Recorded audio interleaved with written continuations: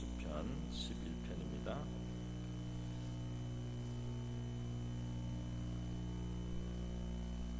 시편 11편, 저와 여러분이 한 절씩 교독을 하시겠습니다.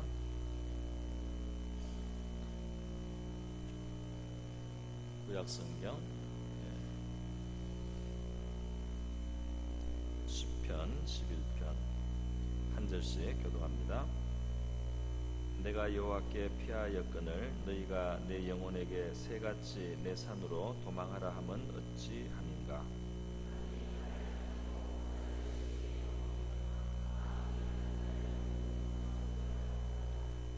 터가 무너지면 의인이 무엇을 하랴.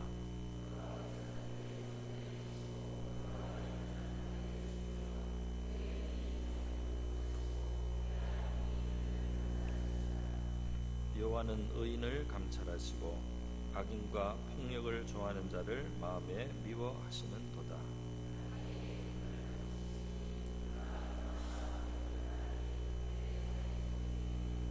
함께 읽겠습니다.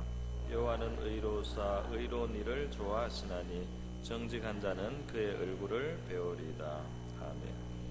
제가 한번 기도하겠습니다. 고마우신 아버지 감사합니다. 오늘 이렇게 수요 예배 함께 드립니다. 예배하고 또 찬송할 수 있는 이 시간, 또 기도할 수 있는 이 시간, 밤이 되게 하심을 감사드립니다. 말씀도 베풀어 주시고 또 특별히 아픈 곳을 발견하고 치료받게 함을 감사해 드리는 주의 남종의 여종의 감사가 있습니다. 주님께서 받아주시고 이 치료가 깨끗하게 잘 온전히 될 수 있도록 축복하여 주시옵소서. 이 시간 종의 작은 양식 위에 주님께서 축복하셔서 사랑하시는 이들을 위한 넉넉한 양식이 되게 하여 주시옵소서. 이 시간을 주님께 의탁하며 예수님의 귀하신 이름으로 기도드립니다. 아멘. 네, 오늘 시편 11편 말씀을 내 영혼의 피난처라는 제목으로 잡아봤습니다. 다윗은 살아가면서 여러 가지 곤란을 많이 겪고 위험을 많이 겪었기 때문에 피난처가 필요했고 하나님께서 그의 피난처가 되어주셨습니다. 그래서 오늘 이 시작하는 첫 절에서 내가 여호와께 피하였거늘 그랬습니다. 다윗은 언제나 하나님을 자신의 그 피신처로 피난처로 삼았다는 것입니다. 비록 하나님이 눈에 보이지는 않지만은 이 세상에 눈에 보이는 어떤 피난처보다도 어떤 보호자보다도 하나님을 보이지는 않지만 이 하나님이야말로 자기의 진정한 피할 거처라는 것을 다윗은 항상 믿었고 또 그렇게 깨달았고 그렇게 경험을 했던 것입니다. 우리 다윗이 살았던 그 삶의 환경이 이 피난을 가야 되는, 도움을 받아야 되는 그런 상황이 많았습니다. 그래서 그는 이 피난을, 자기를 피난해 주시는, 자기를 막아주시는, 자기를 지켜주시는, 자기의 방패가 되어주시는 하나님, 자기의 산성이 되어주시는 하나님을 늘 노래를 했습니다. 시편 18편에 보면 시작할 때 나의 힘이 되신 여호와여 내가 주를 사랑하나이다 그랬어요. 그러면서 나오는 것이 다 하나님이 자기의 피난처라는 그런 뜻을 담고 있습니다.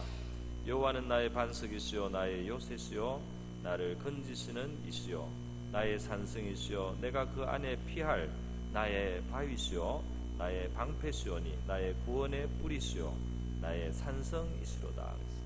이 다윗이 피난처로 삼았던 바로 하나님이 저와 여러분에게도 피난처가 되시는 줄 믿습니다. 우리가 누구를 의지하고 누구를 기대하고 누구를 바라야 되겠습니까?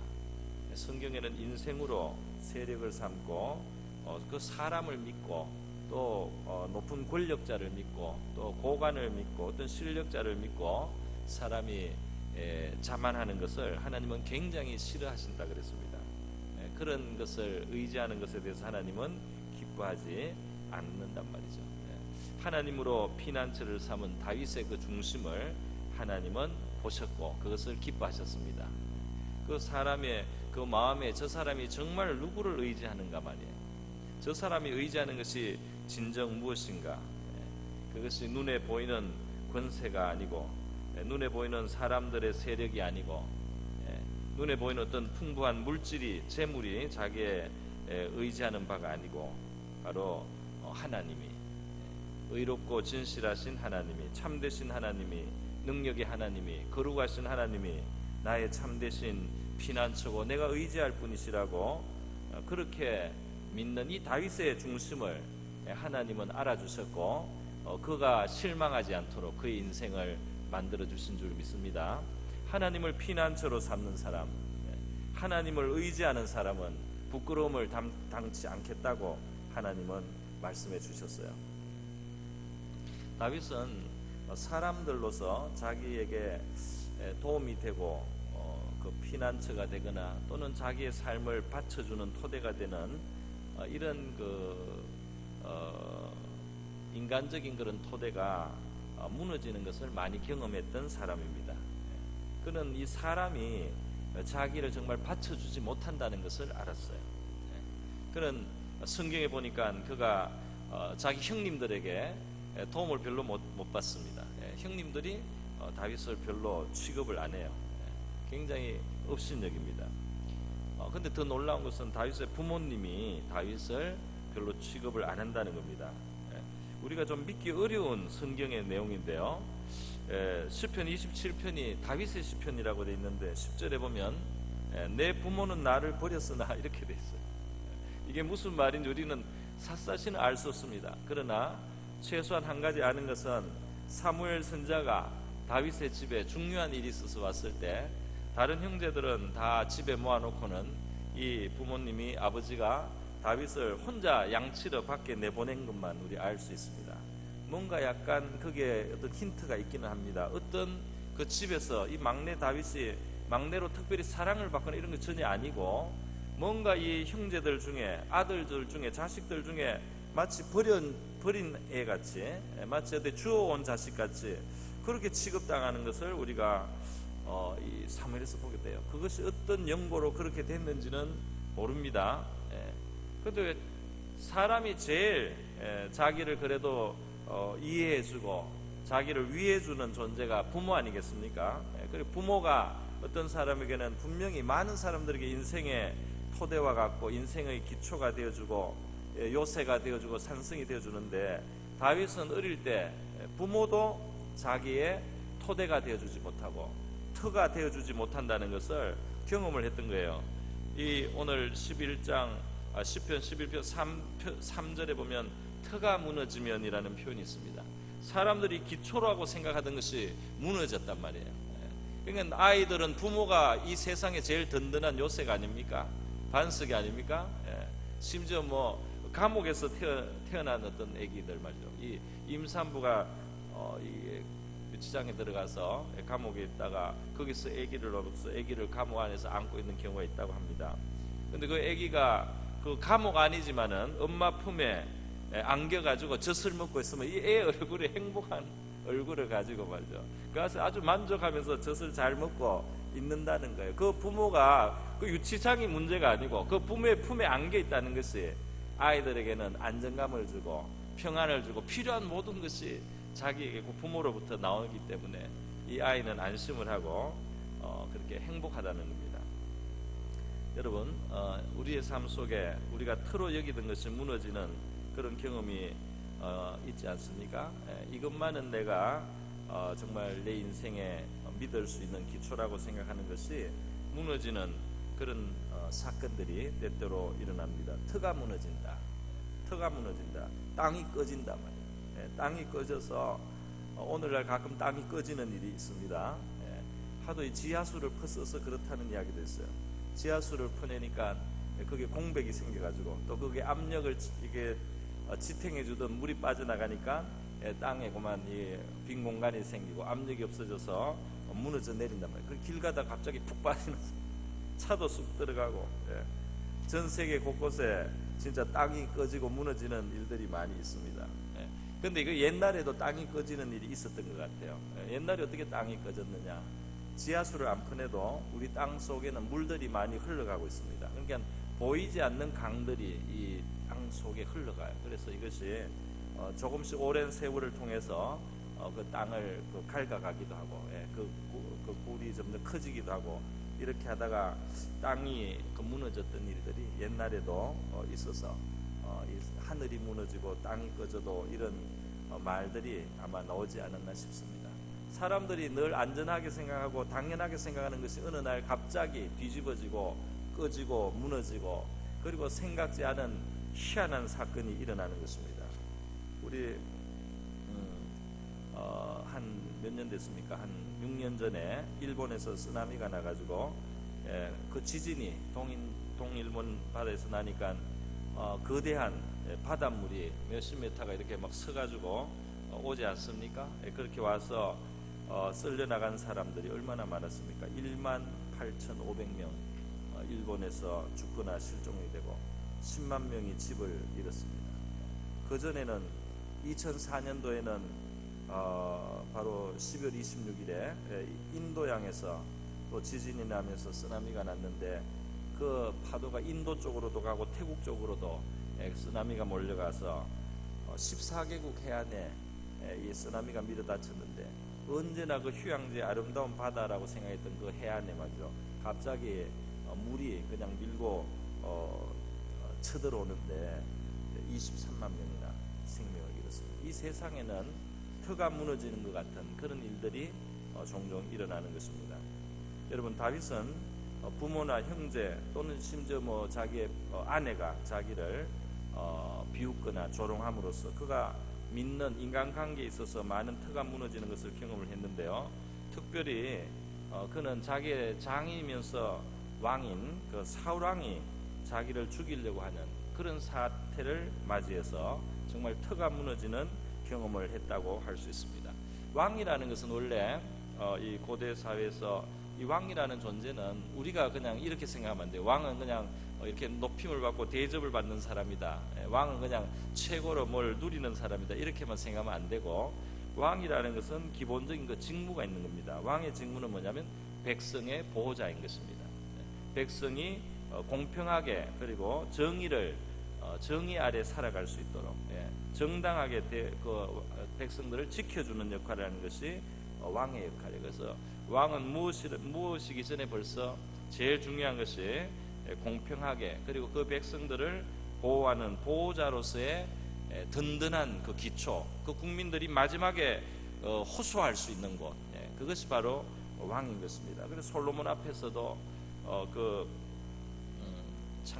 창기들이 자식 문제를 가지고 서로 다투고 해결이 안 되니까 왕 앞에 나가서 정의를 구하지 않습니까?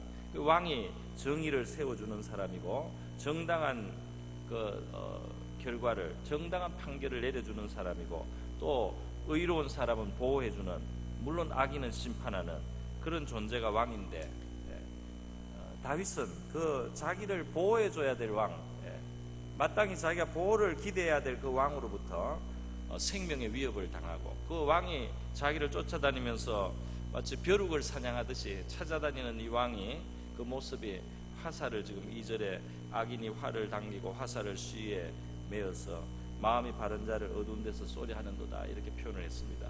자기를 겨누는, 자기의 생명을 찾는 이 왕의 모습, 자기의 보호자가 자기의 생명을 노리고 있단 말입니다. 자기를 지켜줘야 될 사람이 자기를 해하려고 작정을 하고 달려들고 있어요. 그러니까 터가 무너졌다고 다윗이 이렇게 말하는 것이 지나친 표현이 아닐 것입니다. 그런데 다윗이 믿는 하나님은 어떤 하나님입니까? 이 하나님은 모든 것을 감찰하시고 모든 것을 통촉하시는 하나님입니다. 그게 바로 4절에 나와 있지 않습니까? 여호와께서는 그 성전에 계시고 여호와의 보좌는 하늘에 있고 그의 눈이 인생을 통촉하고 그의 안목이 그들을 감찰한다. 의인도 감찰하고 악인도 주님이 살펴서 그 악인이 하는 일은 미워하시고 의인들은 하나님께서 그 의인이 하는 일을 기뻐하시는 하나님이 살아계시다 하는 것을 다윗은 기억을 했던 것입니다. 의로운 재판장이신 하나님, 악인의 심판자, 의인의 보호자이신 그 하나님이십니다. 나홈서 1장 7절에 보니까 여호와는 선하시며 환난 날에 산승이시라 그랬습니다. 할렐루야. 선하시며 능력 있으신 하나님이 우리의 환난의 날에 산성이 되신다. 그리고 또 이렇게 되어 있습니다. 그는 자기에게 의뢰하는 자들을 아시느니라. 하나님은 자기를 의뢰하고 하나님을 의지하고 있는 사람을 아신다 말이죠. 그걸 아신다. 그 겉으로는 그게 어떻게 표현되는지 모르지만은 하나님은 내가 하나님을 나의 피난처로 삼고 하나님께 내가 호소하고 하나님이 이 사정을 알아주실 것을 내가 바라면서 그 하나님이 이 모든 일에 마지막 재판을 해주시고 이 모든 일에 바른 판결이 일어나도록 하실 하나님을 내가 신뢰하고 그래서 내가 그 하나님을 의식하고 살기 때문에 좀 어렵더라도 좀 공고하더라도 그 하나님 앞에서 합당하게 살려고 하는 그 마음의 중심을 지키려고 하는 이것을 하나님은 다 보시고 있고 다 아시고 그것을 가치 있게 봐주시는 하나님이 계신다는 겁니다. 자기에게 의뢰하는 자들을 아시느니라. 사람들은 자기의 재물의 풍부나 자기의 무력을, 세상의 힘을, 사람의 세력을, 그리고 어떤 연주를, 권력자를 의지하려고 하지만은 그것은 하나님을 기쁘시게 하지 못한다고 그랬습니다. 하나님께서는 참 재판장이 되어 주시는데요. 우리 한국 역사에 보니까 우리 기독교 역사에서 하나님의 이 재판이 하나 나타나는 게 있었어요. 많은 것들은 묻혀서 사람들의 눈에 잘 띄지가 않습니다. 그러나 이 사건은 큰 사건이고 뚜렷한 사건이어서 이 기록으로 남아있고 우리가 좀 이해가 됩니다. 일본이 우리 신사참배 그 일제시대 때 신사참배를 강요하지 않았습니까? 신사참배를 강요하고 교회도 압박을 하고 정치적으로 무섭게 그렇게 압력을 넣어가지고 교계가 그게 굴복하도록 그렇게 만들었습니다. 그러나 많은 분들이 그거를 거절을 하고 그래서 감옥에도 가고 또 많은 희생을 했습니다. 순교도 많이 했고 수천 명이 그 투옥이 되기도 했어요. 신사참배 반대하는 문제로 일본의 그 신들을 말이죠. 그 승기라는 거 아니겠습니까? 그게 절하라니까. 평안북도 출신의 한의사였던 박관준 장로님이라는 분이 있어요. 이분이 하나님 앞에 많이 기도하시고 하나님을 섬기는 분인데 이분의 별명은 한국의 엘리야였어요. 이분이 하나님과 굉장히 깊은 교통을 하는 그런 분이었는데 하나님께 명령을 받았습니다. 무슨 명령 받았냐면 반드시 일본을 심판하겠다는 거예요. 이 악을 행하고 악행을 많이 행하고 그리고 이 불의한 일을 강요하고 또 다른 우상을 섬기라고 하는 이 일본을 하나님이 심판하는데 유황불로 심판하겠다는 하나님의 메시지를 박관준 장로가 받았어요. 그리고 이것을 일본에 가서 그 국회에 가서 선포하라는 사명을 받았습니다. 그래서 박관준 장로가 여러분이 아실지 모르겠습니다. 안이숙 역사라고 죽으면 죽으리다라는 그 책을 쓰신 간증책을 쓰신 분이죠. 이 안이숙 여사와 자기 아들을 대동시에서 일본으로 1939년에 넘어가셔서 1939년에 있었던 일본 제국의회 우리나라 국회 할 때 종교 법안을 다룰 때 이분이 방청객으로 가장하고 앉아 있다가 거기서 여호와의 대사명이다 일본말로 예호바 가미 사마노 다이시메이다 이렇게 하면서 큰 소리로 그렇게 하면서 그 유인물을 던졌어요. 이렇게 이러한 악을 일본이 행하고 있기 때문에 하나님이 불로서 심판하겠다고 한단 말이지. 너희들 회개하라. 살고 싶으면 회개하라. 이걸 던졌어요. 세 사람이 이제 그 이후에 체포되고 옥고를 치르고 박관준 장로님은 감옥에 가서 기도를 계속 하시고 금식을 특별히 나라를 위해서 금식을 많이 하셨는데 그 금식 끝에 하나님께서 우리나라 해방에 대해서 약속을 주셨어요. 해방되는 날이 온다는 것을 1945년 3월에 이분이 돌아가시기 전에 그 금식을 너무 많이 해서 병원으로 옮겼을 때 그렇게 이제 말을 했습니다. 우리나라는 곧 해방이 되고 이사야서 11장에 나오는 그 말씀대로 이루어진다. 그 말씀은 뭐냐 하면은 포로되었던 이스라엘이 회복이 되고 돌아오고 그 나라가 강성하게 된다는 그런 이사야 예언입니다. 그 말씀이 우리 나라에 이루어질 것이다. 이렇게 말씀을 하시고 그분이 돌아가셨어요. 그런데 그래서 그 후에 어떤 일이 일어났는지 우리가 잘 알지 않습니까? 1945년에 이제 그 해 여름에 일본의 히로시마하고 나가사키에 원자폭탄이 떨어졌습니다. 그래서 그냥 일본이 쑥대밭이 되지 않았습니까? 쑥대밭이 되고 무조건 항복을 했죠. 항복을 하고 8월 15일 날 법적으로는 우리가 해방이 됐지만은 그 절차가 있었기 때문에 8월 17일 날 밤 자정에 우리나라 그 교도소에 있던 우리 그 핍박받던 우리 크리스찬들이 다 이렇게 석방이 되었어요.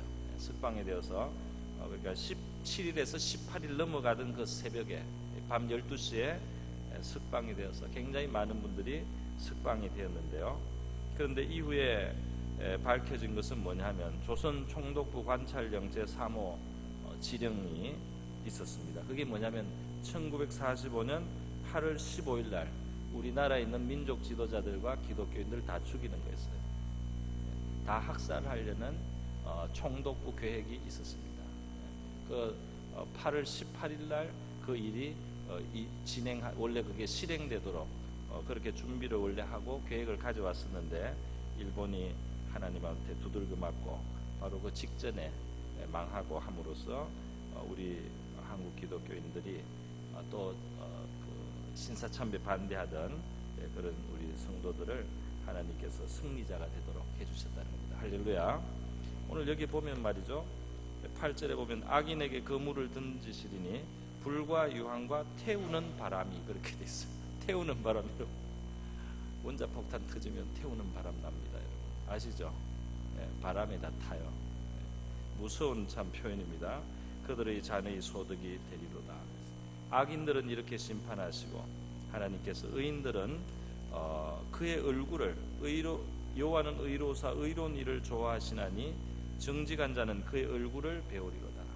얼굴을 뵙는다는 말은 가까이 하신다는 뜻이 그렇게 해석이 됩니다. 하나님은 정직한 자를 가까이 친근하게 그렇게 가까이 해주신다는 것입니다. 할렐루야. 오늘 우리 이 밤에 다윗은 그래서 그 생애 속에서 다윗도 어려운 시간을 겪었지만은 승리자가 결국 되지 않습니까? 이 세계 역사 속에 말이죠, 이 의롭고 진실하신 하나님이 계시기 때문에 결국 의인들에게 승리를 주시고 또 악인들이 재난을 당하거나 심판을 당하게 하시고 그 다음 이 땅을 지난 다음에 내세에도 하나님의 더 분명한 심판은 그리고 판결은 이루어지는 것인 줄 믿습니다. 그래서 하나님을 피난처로 삼는 사람, 이 사람은 지혜로운 사람이고 반드시 하나님을 피한 것에 대해서 하나님께서 갚아주시고 상을 주시는 그러한 결과를 맞이하게 될 줄 믿습니다.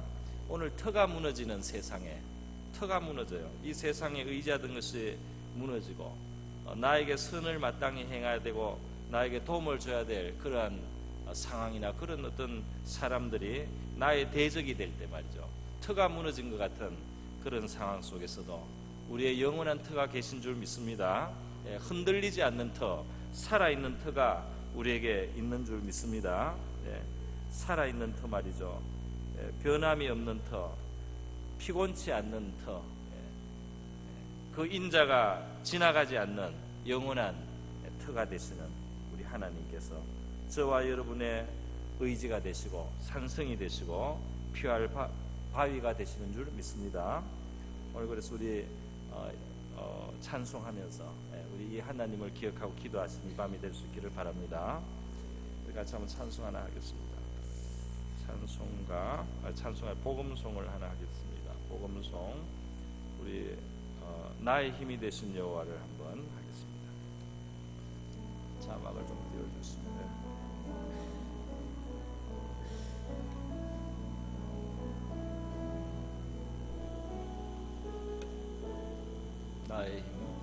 나의 힘이 되신 여호와여, 내가 주님을 사랑합니다. 주는 나 계시며 나의 요새시라. 주는 나를 건지시는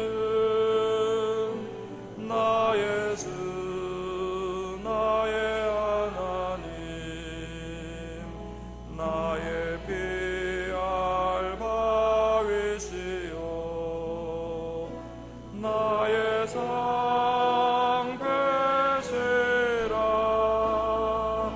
나의 하나님, 나의 하나님, 구원의 뿌리시요 나의 산성이라.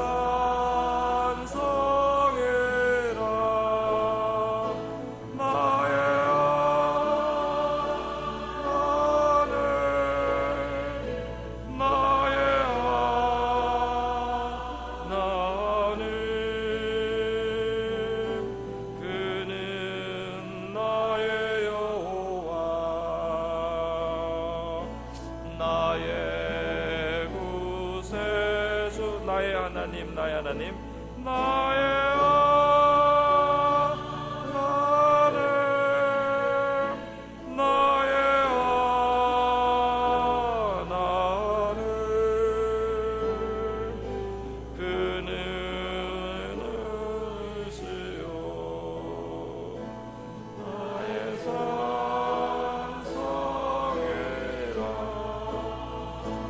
나의 하나님,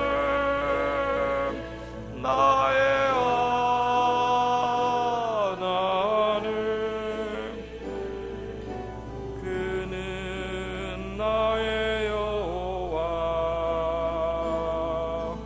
나의 구세주. 나의 생명이신 여호와여, 나의 생명이신 여호와여, 내가 주님을 찬양합니다. 주는 나의 사랑시며 나의 의지시라. 주는 나를 내크시오 주의 길 인도하시며 나의 생의 목자 되시니 내가 따르리라.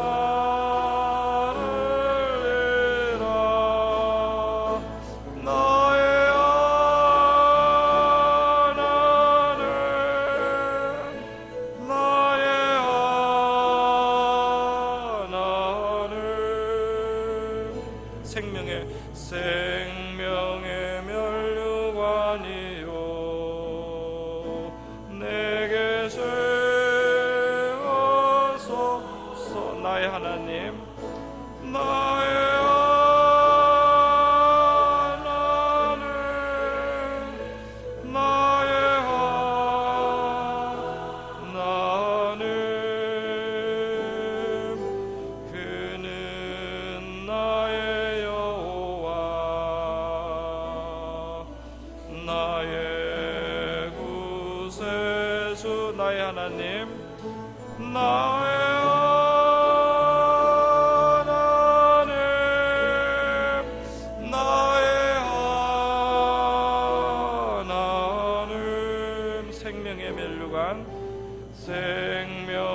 면류관으로 내게 세우소서. 나의 하나님, 나의 하나님, 나의 하나님, 그는 나의 여호와 나의 구세주. 이 시간 시간 우리 다 같이 한번 기도하겠습니다. 이 시간 기도할 때 우리의 피난처가 되시고 또 우리의 반석과 산성이 되시는 모든 것을 감찰하시는 하나님 앞에 내가 의탁드리고 내가 내 산으로 사람들이 의지하는 자기의 산으로 도망가기보다 우리 하나님을 나의 의지로 삼고 하나님께 피하는 나의 생활 되게 하시고 반드시 자기를 의지하는 자를 아시고 또 그 마음을 부끄럽게 하지 아니하시는 우리 하나님께서 나의 구원과 승리가 되어 주실 것을 우리가 믿음으로 고백드리고 우리 지금의 억울한 일이라든지 답답한 일에 우리가 낙심하지 않고 실망하지 않고 좌절하지 않고 믿음으로 전진할 수 있게 달라고 우리 다 같이 한번 기도하겠습니다. 하나님 아버지, 이 시간 기도하기를 원합니다. 주님이시여, 우리 하나님께서 우리의 의지가 되어 주심을 감사드립니다. 하나님께서 내가 너의 보호자며 내가 너의 산성이며 너의 의지할 자라고 말씀하여 주시는 줄 믿습니다. 우리 성도들과 저의 마음속에 주님이시여 이 세상에 두렵게 하는 것, 우리의 마음에 염려와 근심이 되게 하는 것, 우리를 아버지 해롭게 하는 것, 주님이시여 우리의 마음을 위축시키는 것 있으면 하나님 아버지, 우리가 하나님으로 피난처를 삼고 하나님을 의지함으로 주님의 두려워하지 않고 마음의 평강을 우리 하나님이 주시는 평강 얻게 하옵시고 우리의 마음의 평안을 얻게 하여 주시기를 원합니다. 하나님께 우리가 아뢰고 의지하고 주님을 의지하고 신뢰하면서 우리의 마음속에 우리 하나님의 도우심을 확신할 수 있게 도와주시옵소서. 개인의 삶과 주님이시여 나라와 민족들의 역사 속에 살아계시고 역사하시는 우리 하나님 아버지, 의인도 감찰하시고 악인도 살피시며 의로운 일을 기뻐하시고 정직한 자에게 자기를 나타내시며 가까이 하시는 하나님 아버지시여, 우리 하나님을 가까이 하며 살아가기를 원합니다. 우리의 마음의 중심을 감찰하시는 하나님 앞에서 살아가기를 원합니다. 눈가림으로 살지 않기를 원합니다. 주님이시여, 사람에게 하나님의 눈가림으로 하듯이 우리가 그렇게 살 수가 없습니다. 하나님이시여, 우리 하나님 앞에 우리가 믿음으로써 살기를 원하고 우리의 모든 사정과 우리의 모든 형편을 아뢰고 주님 앞에 우리가 올려드리기를 원합니다. 마음에 낙심하지 않게 도와주시옵소서. 터가 무너졌을 때 하나님 아버지, 터가 무너진 것 같을 때도 낙심하지 않게 하여 주시옵소서. 이 세상의 모든 터는 하나님의 무너질 수밖에 없는 연약한 터인 것을 아버지 우리가 고백합니다. 영원히 변치 않고 흔들리지 않는 참된 터는 우리 하나님께밖에 없사오니 주님의 이름이 우리의 산성이시요 우리의 보루시요 우리의 요새시요 우리의 산성이 되시는 줄 믿습니다. 하나님이여, 낙심하는 자 없게 하여 주시옵소서. 그 믿고 의지하는 자의 원통함을 반드시 풀어주시는 우리 하나님을 기억하게 도와주시기를 원합니다. 우리 민족의 아버지 답답한 것과 주님이여 상한 것과 주님이시여 그 한을 풀어주시고 주님께서 그것을 만져주시는 우리 하나님이신 줄 믿습니다. 우리 개인의 삶 속에 주님이시여 억울한 일을 마침내 신원하여 주시는 우리 하나님이신 줄 믿습니다. 주님이시여 우리 하나님 마음에 합하게 진실하게 살아갈 수 있도록 저희들의 마음을 아버지 깨어있게 하여 주시고 곧은 마음을 주시옵시고 정직한 마음을 주시고 의로운 일을 기뻐하시는 우리 하나님 앞에 살아가게 도와주시옵소서. 할렐루야. 감사합니다. 우리 한 번 더 기도하겠습니다. 이 시간 우리 기도할 때는 연약한 자들 위해서, 특별히 아픈 분들을 위해서, 우리 환우들을 위해서 기도하는데 오늘 감사헌금도 드리고 우리 주상로 집사님 치료를 지금 이제 받으셔야 되겠습니다. 우리 대장암 2기에서 3기로 가는 중에 발견이 됐는데 잘 치료가 될 수 있도록 우리가 기도하고 항암 과정도 잘 견디실 수 있도록 기도해드리고, 그 외에도 우리 주변에 여러 가지 질병으로 고통을 당하는, 또 육신적인 질병뿐 아니라 정신적인 질병과 정서적인 그런 장애나 고통을 가지고 있는 분들이 우리 주변에 있습니다. 우리 하나님 앞에서 그분들의 건강을 위해서, 치료를 위해서, 회복을 위해서 우리가 다 같이 그분들이